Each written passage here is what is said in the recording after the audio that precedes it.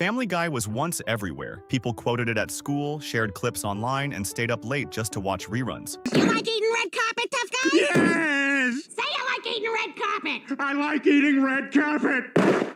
Giggity. It was edgy, unpredictable, and unlike anything else on TV. But today, when was the last time a Family Guy joke went viral? When was the last time a new episode felt like an event? This is the story of how Family Guy rose from cancellation to cultural icon, and how it slowly lost what made it special. All right, Rupert, I left the fat man's entire porn collection on the curb for Goodwill to pick up. Family Guy first premiered in 1999, created by Seth Macfarlane. At the time, animated sitcoms were already popular, The Simpsons was still in his golden age, and South Park was making waves with its own brand of humor and controversy. Adult animation was a whole lot different from what we have today in the TV series. But The Family Guy felt different from others, because it didn't care about realism or smooth storytelling. It cared about one thing, making you laugh, no matter how random or offensive it was. Make a wish. It's already come true. Here's your present. No, Jake! Not like this! Ah! This show introduced cutaway gags that broke reality, rapid-fire pop culture jokes, and dark humor most shows wouldn't touch. Peter Griffin wasn't smart, but he was confident. Stewie is an evil genius baby plotting world domination, and Brian was the sarcastic voice of reason. And there was that time you got caught peeping in the ladies' locker room? Okay, move the towel. Move the towel. Oh, they spotted me. Early Family Guy felt rebellious, like it wasn't supposed to exist. But despite its originality, Fox didn't treat Family Guy well. The show was moved around the schedule, poorly marketed, and eventually canceled twice. Most shows would have died right there, but Family Guy didn't. I want you to destroy me. Okay. Reruns began airing on Adult Swim, and something unexpected happened. People loved it. DVD sales exploded. Clips were shared constantly. Fans memorized jokes and quoted entire scenes. For one of the first times in TV history, fan demands actually worked. Because of reruns and DVD success, Family Guy was officially brought back in 2005. This moment alone made the show legendary.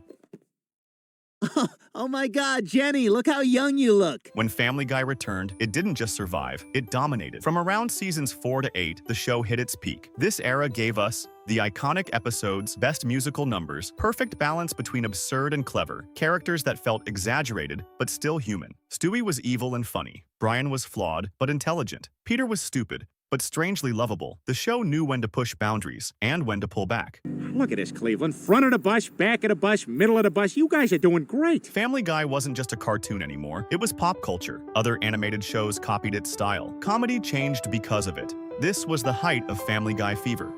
You don't want to hurt yourself dancing.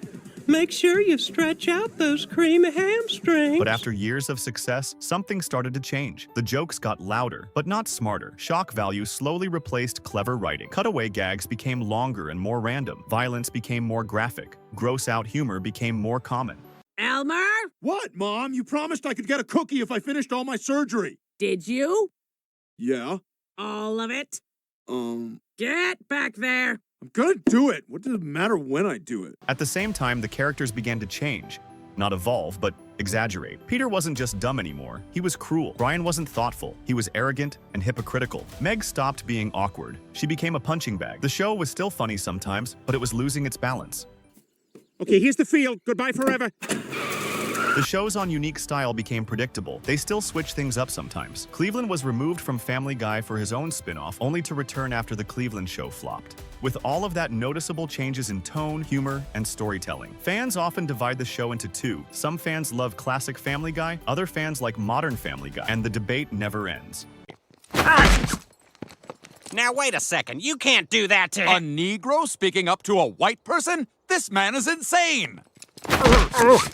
Family Guy got its own errors, unbalanced writing staff and limited animation while its self-awareness, but it doesn't excuse the show's decline. These flaws slowly affected the show. Basically, the show lacked the energy and sharpness that once made it stand out in adult animation. Honestly, the problems didn't stop there. Another major complete loss issue was the loss of structural cohesion. Classic Family Guy episodes built their humor around a solid narrative framework, where jokes were designed to enhance the plot and contrast, but modern Family Guy episodes feel disjointed.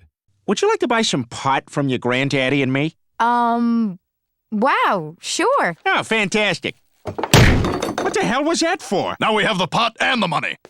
Quagmire's sister, who was a victim of domestic abuse, the backlash intensified. Longtime viewers saw a show that once thrived on pushing boundaries in an intelligent way to turn into a parody of itself, enforcing dangerous stereotypes and abandoning the type of humor that originally made it. Wow, I can't even imagine what twisted, deviant act you've thought of this time. I want you to have sex with your father. What? Yep, and I'm gonna watch. Hi, Glenn. When the Family Guy show running, fans are also influenced the show in many ways. Example like they ask more Stewie and Brian episodes, fewer unpopular cutaway gags, and stronger story-focused episodes in later seasons. Just going to use the park bathroom at night. Stewie, no!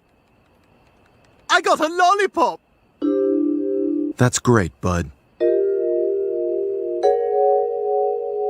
Even criticism shaped Family Guy's evolution. Once the Family Guy show hit its peak, it stopped trying to evolve. Instead of coming up with fresh ideas, it just kept repeating the same tricks. Because of that, the peak show slowly stopped being funny. And this is also effect to the Family Guy show. And the biggest warning sign came in 2013. The show killed off Brian. Brian, look out! It wasn't emotional or earned. It felt like pure shock value. Fans were furious. There were petitions and online outrage. People accused the show of manipulating emotions for attention. And just 2 episodes later, Brian came back.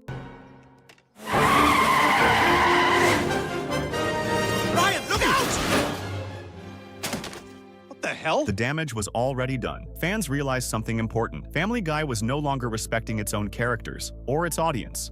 In later seasons, Family Guy became self-aware of its decline. The jokes are too long. It's like they out of ideas and losing relevance. Joe, would you take out the garbage? Thank you.